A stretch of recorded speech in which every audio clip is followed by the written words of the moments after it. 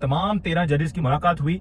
उस मुलाकात के बारे में जो अमला है, जो सिक्योरिटी अमला है सुप्रीम कोर्ट ऑफ पाकिस्तान का, वो ये कहता है कि वहां पर बाकायदा बहस हुई जजेस के दरमियान। काजी फाइज ईसा साहब को शाउट करते सुनाई दिया गया, आवाज कमेटी रूम के बाहर तक आ रही थी। अब आते हैं फैसले की तरफ।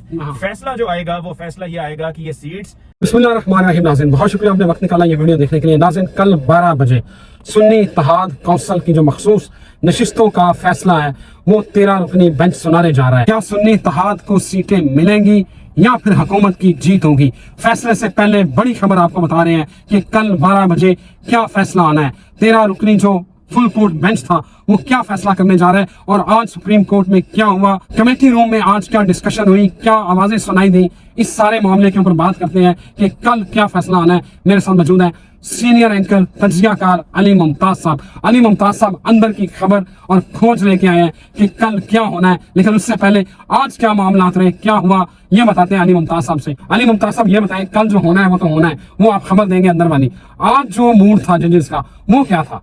देखिए, जजेस का मूड ये है कि जो हमने समाअत के दौरान भी देखा कि जब 13 रुकनी ये बेंच था, फुल कोर्ट था सुप्रीम कोर्ट ऑफ पाकिस्तान का।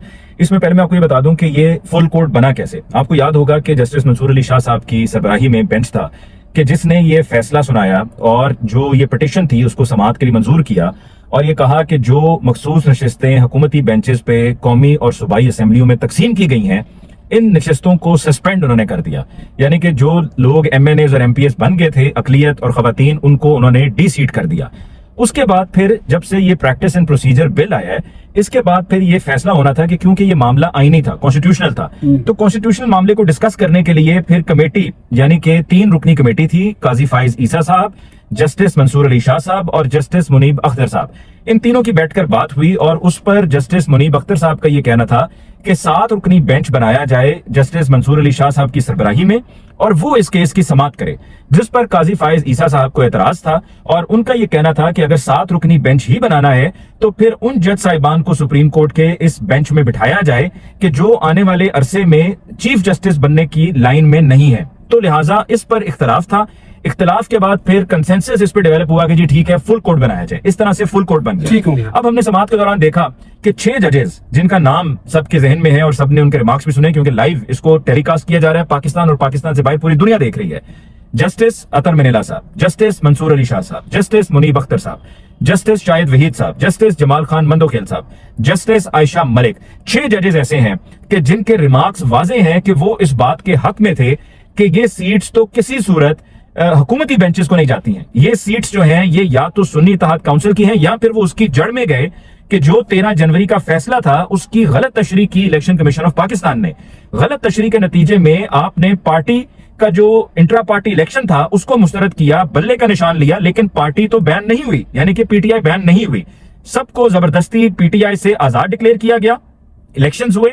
इलेक्शंस के बाद क्योंकि देखिए, अगर हम हॉर्स ट्रेडिंग की या हम बात करें जो सन 2022 में जब पंजाब की असेंबली का मामला था कि जिसमें चौधरी शुजात साहब का वो खत दिखाया गया था उस वक्त के डिप्टी स्पीकर की तरफ से और ये फैसला होना था, वोटिंग हुई थी कि कायदे ऐवान कौन होगा, किसकी फिर उसकी हुकूमत बनेगी, तो ये कहा था जी पार्लिमानी पार्टी की बात हुई थी। और फिर उससे पहले वो जो डिफेक्ट करके दूसरी तरफ गए थे अलीम खान और दीगर कुछ और MPs, उनको भी डी सीट किया गया था और उन 20 नशिस्तों पर पंजाब असेंबली के दोबारा इलेक्शन हुआ था। तो ये फैसला हो गया था कि जी अगर आप एक पार्टी की तरफ से हैं असेंबली में बैठे हुए तो आप दूसरी तरफ फ्लोर क्रॉसिंग नहीं कर सकते। अली मुमताज साहब, इस वक्त मेरे नाज़रीन जो है ना वो ये सुनना चाह रहे हैं कि आज वो शोर शराबा जो काजी साहब की आवाजें बाहर तक कमेटी रूम से आ रही थी वो क्या हुआ और कल फैसला बताएं क्या होने वाला है। आपके पास बड़ी अंदर की खबर है, मुझे पता है, वो बताएं मेरे नाज़रीन को, वो सुनना चाह रहे हैं। देखिए, आज एक दफा फिर मीटिंग हुई, कल भी मीटिंग हुई जजेस की कमेटी रूम में, आज भी कमेटी रूम में तमाम 13 जजेस की मुलाकात हुई।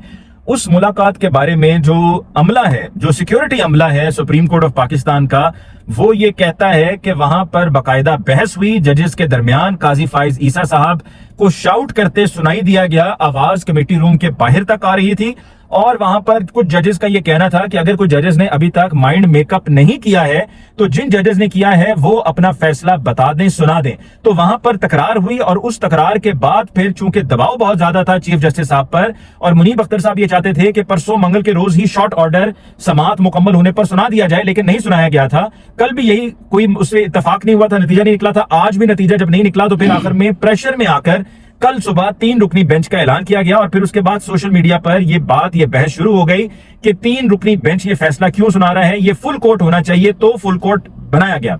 अब आते हैं फैसले की तरफ। फैसला जो आएगा वो फैसला ये आएगा कि ये सीट्स हुकूमती बेंचेस को बिल्कुल नहीं मिलेंगी। हुकूमती बेंचेस यानी कि PMLN, पीपल्स पार्टी, MQM और इवन मौलाना फजलुर रहमान साहब, जिनके कामरान मुर्जा साहब ने पेश होकर कहा था कि जी हमारी टॉक्स तो ठीक है, चल रही है PTI के साथ, पर हम समझते हैं इलेक्शन कमीशन ने ये सीटें ठीक दी हैं, उनको ये सीट्स नहीं मिलेंगी। ये सीट्स जो हैं ये सुन्नी इत्तेहाद काउंसिल को भी नहीं मिलेंगी और ये जो सीट्स हैं कौमी और सूबाई असेंबलियों की ये खाली रहेंगी। और खाली रहने का नतीजा ये निकलेगा कि जो 2/3 मेजोरिटी है वो हुकूमत को 2/3 मेजोरिटी नहीं मिलेगी। तो आईनी तरमीम बल्कि तरामीम जो हुकूमत करना चाहती है, जिसमें चीफ जस्टिस की मुद्दत मुलाजमत में तौसी भी है, वो भी नहीं कर पाएगी। अच्छा, सीटें मिलेंगी नहीं किसी को? सीटें किसी को नहीं मिलेंगी।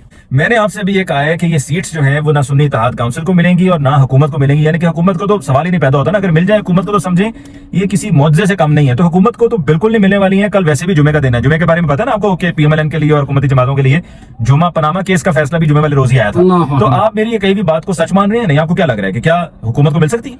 दिल तो नहीं मानता, आइन और कानून तो यही कहता कि नहीं मिलनी चाहिए। चले फिर मैं आपको अगली बात बताता हूँ कि दिल भी नहीं मानता, आइन भी नहीं मानता, कानून भी नहीं मानता, किसी भी सूरत जो है ये हुकूमत को नहीं मिलती है। और अगर मैं कह रहा हूँ कि सुन्नी इत्तेहाद काउंसिल को भी नहीं मिलती है, तो फिर किसको मिलती है?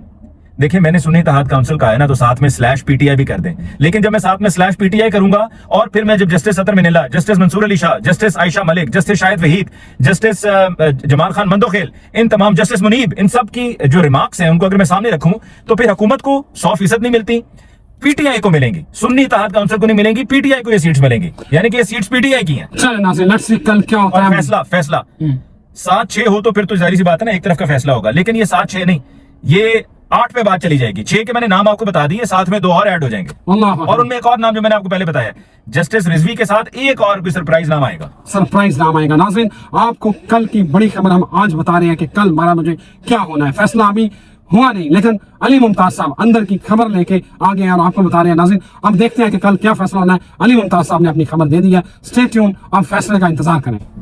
जी अली मुमताज साहब। अच्छा रिजवान साहब, अभी आपको मैंने क्या कहा? मैंने आपसे ये कहा कि जी ये सीट्स जो है वो हुकूमत को नहीं मिलेंगी और ये सीट सुन्नी इत्तेहाद काउंसिल को भी नहीं मिलेंगी और खाली रहेंगी। टेम्पो कम है, उस वक्त टेम्पो है। अच्छा। हाँ सवाल पूछो। अच्छा अली मुमताज साहब, आप क्या कह रहे हैं कि ये सीटें खाली रहेंगी? मैंने आपसे भी ये कहा है कि ये सीट्स जो हैं वो ना सुन्नी इत्तेहाद काउंसिल को मिलेंगी और ना हुकूमत को मिलेंगी। यानी कि हुकूमत को तो सवाल ही नहीं पैदा होता ना, अगर मिल जाए हुकूमत को तो समझें ये किसी मुआवजे से कम नहीं है। तो हुकूमत को तो बिल्कुल नहीं मिलने वाली है। कल वैसे भी जुमे का दिन है, जुमे के बारे में पता है ना आपको कि PMLN के लिए और हुकूमती जमातों के लिए जुमा पनामा केस का फैसला भी जुमे वाले रोज ही आया था। तो आप मेरी ये कहीं भी बात को सच मान रहे हैं नहीं? आपको क्या लग रहा है कि क्या हुकूमत को मिल सकती है?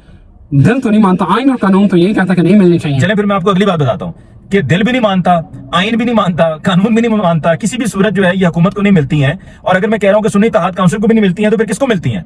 देखिए, मैंने सुन्नी इत्तेहाद काउंसिल का है ना, तो साथ में /PTI भी कर दें। लेकिन जब मैं साथ में /PTI करूंगा और फिर मैं जब justice Sattar Minallah, justice Mansoor Ali Shah, justice Ayesha Malik, justice Shahid Waheed, justice Jamal Khan Mandokhail, इन तमाम जस्टिस मुनीब, इन सब की जो रिमार्क्स हैं उनको अगर मैं सामने रखूं, तो फिर हुकूमत को 100% नहीं मिलती, PTI को मिलेंगी। सुन्नी इत्तेहाद काउंसिल को नहीं मिलेंगी, PTI को ये सीट्स मिलेंगी। यानी कि ये सीट्स PTI की हैं। चलो नाज़रीन, लेट्स सी कल क्या होता है। फैसला 7-6 हो तो फिर तो जाहिर सी बात है ना, एक तरफ का फैसला होगा। लेकिन ये 7-6 नहीं, ये 8 पे बात चली जाएगी। 6 के मैंने नाम आपको बता दिए, साथ में 2 और ऐड हो जाएंगे। और उनमें एक और नाम जो मैंने आपको पहले बताया, जस्टिस रिजवी के साथ एक और कोई सरप्राइज नाम आएगा। सरप्राइज नाम आएगा। नाज़रीन, आपको कल की बड़ी खबर हम आज बता रहे हैं कि कल 12 बजे क्या होना है। फैसला अभी हुआ नहीं, लेकिन अली मुमताज साहब अंदर की खबर लेके आ गए और आपको बता रहे हैं। नाज़रीन, अब देखते हैं कि कल क्या फैसला होना है। अली मुमताज साहब ने अपनी खबर दे दी है। स्टे ट्यून, आप फैसले का इंतजार करें।